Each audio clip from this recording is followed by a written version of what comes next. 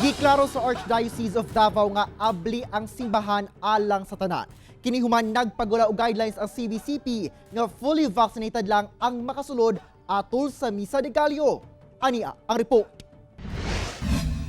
Halos duha ka semana na lang magsugod na ang Misa de Gallo alang sa mga Katoliko karong December 16.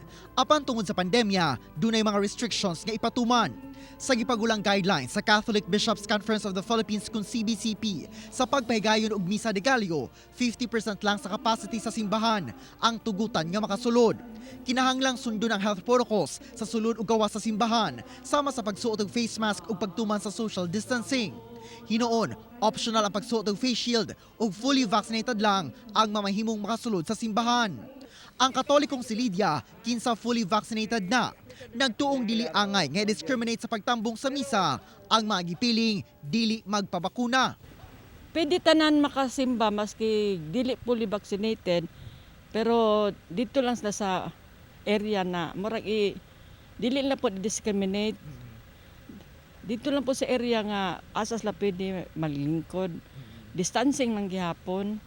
Hinoon ang upat ka tuig na nga maintenance personnel sa San Pablo Parish sa Davao City nga si Anthony. Nagtuong mas maayo kung fully vaccinated lang ang manimbahay aron mas ubos ang risgo sa COVID-19. Oo, yan ay. Para safety ang mga tao ba?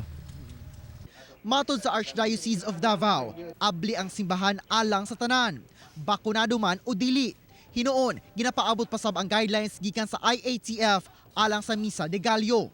Ang atong simbahan wala man nagadili sa bisan kinsa nga moanhi no kay ang atong pagsimba para man na sa tanan. Ang pag-implementar ni ana depende na sa panggamahanan, so dili kita mo'y makatubag. Kauban si Mel Colmenares sa kamera. Ako si Ari Gil Relator para sa One Mindanao.